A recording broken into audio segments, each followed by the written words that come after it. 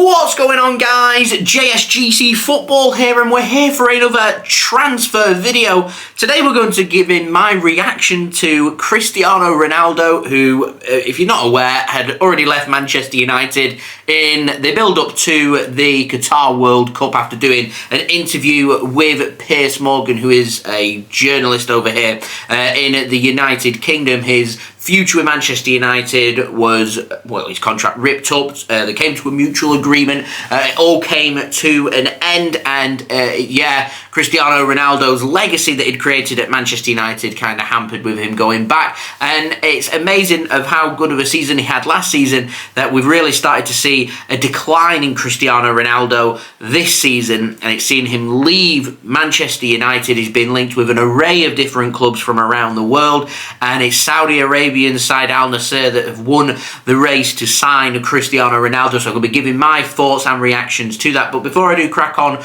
with this video giving my thoughts, do make sure, like always, if you haven't already, you want to stay up to date with all the latest transfer news involving Premier League teams this winter. In January, we're going to be doing a weekly series with Premier League transfer updates, so make sure you have subscribed. Also, don't forget social media and everything, they're all in the description if you want to go and check them out. Leave a thumbs up as well if you do enjoy this video, so I know that you are digging the vids. And also, don't forget as well to leave your thoughts in the comments below. Ronaldo leaving Manchester United, heading to Saudi Arabia, often gets referred to as the GOAT along with Lionel Messi. Is Lionel Messi now clear of Cristiano Ronaldo? Let me know in the comments below. So, let's speak about this Ronaldo situation. He had a cracking season at Manchester United last season.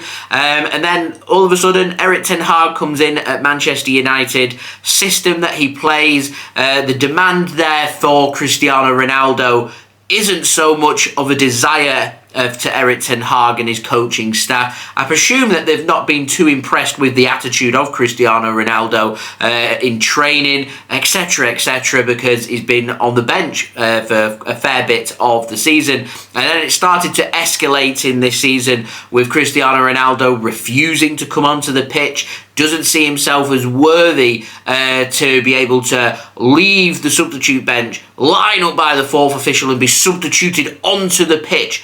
Very much not happy. It doesn't suit the Ronaldo agenda. It doesn't suit his ego. And because of that, there's been a big fallout amongst Cristiano Ronaldo and Erik ten Hag, and at Manchester United as well. And it was for the best for Cristiano Ronaldo to leave United and seek employment elsewhere at another football club. Now, Cristiano Ronaldo, this is a player, we are talking one of the greatest players of the modern era of football. This is a player that even at a competitive level in Europe is capable of going out there scoring 30, 40 plus goals in a season, and he's done that season upon season upon season.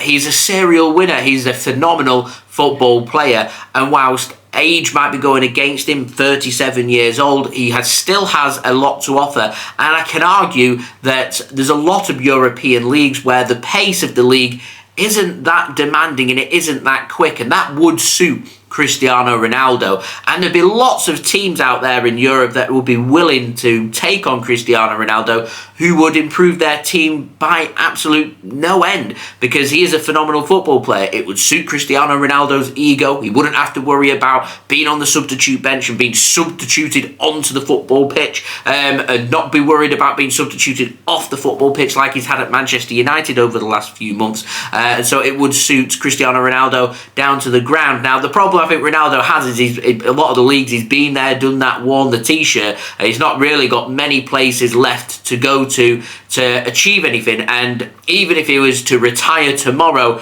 he's achieved everything that there is to achieve in domestic football, because he is a phenomenal player. He's won Champions League, he's won Premier League, he's won La Ligas, he's won Serie A titles. He is a phenomenal football player who knows how to win. So he doesn't really have anything left to prove in Europe, which I presume this is one of the reasons why Cristiano Ronaldo has opted to leave Europe to seek a new challenge and go on to try different things towards the end of his career. Now, he's been in Italy, so I don't think he has anything to prove in Italy. It's a notorious Serie A. It isn't the most demanding of leagues when it comes to pace. La Liga, again, not one of those that requires a lot of running and high pressing, whereas Premier League Germany tends to be a little bit more direct and a little bit more physically demanding for football players. So I don't think them two leagues really suit Cristiano Ronaldo and where he's at. Now, I think he'd be suiting France down to the ground and Liga 1,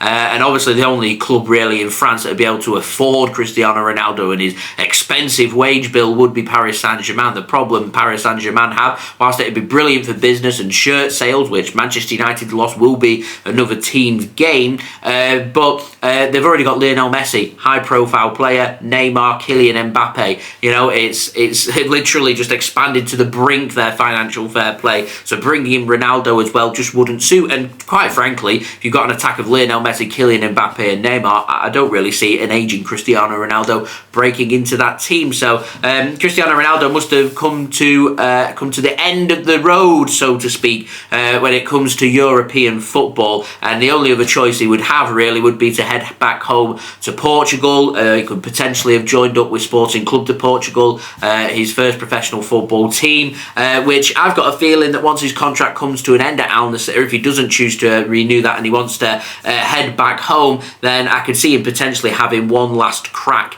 in Portugal for like a farewell tour, so to speak, of 12 months. But I personally feel that Cristiano Ronaldo could at least do another 12, even 24 months at the top end of the best leagues, and I'm amazed there wasn't more Premier League interest in Cristiano Ronaldo once he became a free agent. I don't see the likes of City, Liverpool, Chelsea after they brought Aubameyang. I don't really see them going along them lines because they'll be looking more towards the future, but there could have been other sides. Newcastle, for example, could have been a really good move that could have been worked around, considering Alexander Isak's got an injury at Newcastle. Could have been really worthwhile for Cristiano Ronaldo. It would have been a massive profile signing for them, but it's Al Nassr that have won the contract for Cristiano Ronaldo instead. So let's have a speak about this move and what this potentially could do to Saudi Arabian football, because let's cast our minds back to the World Cup. Saudi Arabia picked up their best ever result on the international stage. They beat the World Cup champions of this year in Qatar, in Argentina, in a cracking result, and everyone around the world I think was cheering on Saudi Arabia against Argentina, other than I'm sure Argentina themselves, but it was a breath of fresh air. They played a really good game, and it really put Saudi Arabian football on the international stage. And so they'll have been thinking to themselves, the chiefs in charge of association football over in Saudi Arabia, they'll have been thinking to themselves, what's the best way for them now to build on that? And the best way for them to do that is to go out there and bring in high-profile players. High-profile players means there will be fans from around the world with their eyes firmly fixed on the Saudi Arabian Football League. It will be bringing in sponsorships and revenue into the clubs that can start running these clubs like proper businesses that are able to profit and potentially build their own success, because other than outside Europe, who've got a brilliant infrastructure of football, South America's got a brilliant development of young high quality players who seem to be losing their players to the big European teams where all the big money and all their top level of football seems to be, and so there isn't really too much else to be offered around the world other than money. And I'm sure that Saudi Arabia's obviously finance is a massive factor in Cristiano Ronaldo joining Al Nassr. However, it is going to bring infrastructure, it's going to bring eyes watching the Saudi Arabian football matches and watching their domestic leagues. It's going to bring money and sponsors to these leagues for them to be able to start building their own infrastructure of quality players. And on an international basis, which is, I'm sure is what is on the mind of Saudi Arabia right now when it comes to football, is they'll want to build on the success of their beating Argentina and doing well at the Qatar World Cup. And they'll be thinking the best way they can do that is to go out there and sign one of the biggest brands, one of the biggest, most high-profile football players out there. He's a free agent as well. He's available for them to bring in Cristiano Ronaldo. It's a cracking signing for Al Nassr, and I'm sure there'll be plenty of people around the world who'll be keeping an eye on Al Nassr and Cristiano Ronaldo and seeing just how he does. And there'll be lots of people around the world, I'm sure, buying Al Nassr shirts so they can have Ronaldo on the back and be able to show that off, because that is the kind of profile signing, a high shirt sale signing that they've managed to bring in. Now, they're paying a lot of money to bring him in. Cristiano Ronaldo on, apparently, according to The Guardian, £177 million per year on wages and commercial agreements. That is a massive amount of money. It swamps the deals involving Kylian Mbappe and Lionel Messi for wages. Cristiano Ronaldo is the highest paid football player in the world right now. It's a great final payday. Cristiano Ronaldo could do just 1 year in Saudi Arabia. He could retire if he wanted to, if he picked up an injury, and he'd never have to work another day in his life. His children wouldn't have to work another day in their life, and probably 3-4 generations down the line wouldn't need to do a single thing in life because he's setting them up. Now, I respect that people being able to be in that position to be able to go and do that. If I was in a position where I could earn so much money doing that, I'd go down that route as well, because whilst he is a high profile player who isn't completely past it just yet, he's going there and taking a lot of money whilst also helping the growth of Saudi Arabian football. So it'll be interesting to see how that one works out. I can't help but feel though that Cristiano Ronaldo did have another 12 to 24 months left in the top end of football in Europe and could have been signing for a big team, you know, playing Champions League football and playing on the biggest domestic stages in the world. But I think Ronaldo just feels like he's been there, done that, worn the t-shirt. He's probably tired. He's probably sick of being followed around, you know, time after time after time, with pressure being put on him all the time. He's probably thinking, you know what, I want to go out there and do my thing, play football, and really just grow into a new audience and help build something really special. And if this is the growth of Saudi Arabian football, then Cristiano Ronaldo could be the huge benefactor in helping that to happen.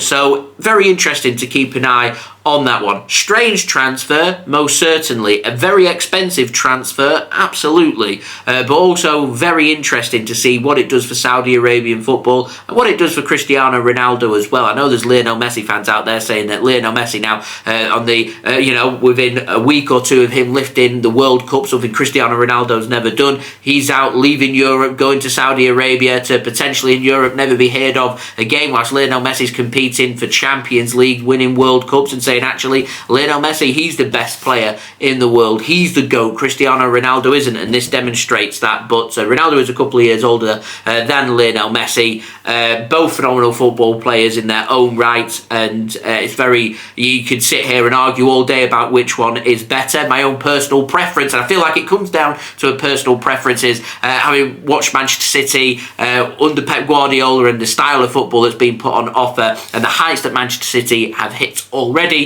The fact that Pep Guardiola, when he was at Barcelona, did even more, to me, all down to Lionel Messi. And I think Lionel Messi, when it comes to a choice between who's better, Messi or Ronaldo, I'd sit on the Messi side of the fence rather than the Ronaldo one. But I have a lot of respect for what Ronaldo has done, and from a Manchester City fan and him being obviously very much associated with Manchester United, you'd think actually I'd say get in the bin Cristiano Ronaldo. But in terms of being a football fan itself, it's hard to argue against the quality that Cristiano Ronaldo had, and very much, in my opinion, still does have. It's the pace and the legs as age goes on that takes that away from you. I don't blame him for going to take the money. I think there'll be a lot of other high-profile players that will go down that route. I'm not sure Lionel Messi will. We'll see. I mean, he is on a lot of money at PSG anyway, so, you know, it's just making yourself even richer than what you already are. And Cristiano Ronaldo didn't need this move to Al Nassr, but he's chosen to do that, and I'm interested to see what that does for Saudi Arabian football. So they're my thoughts. Do let me know your thoughts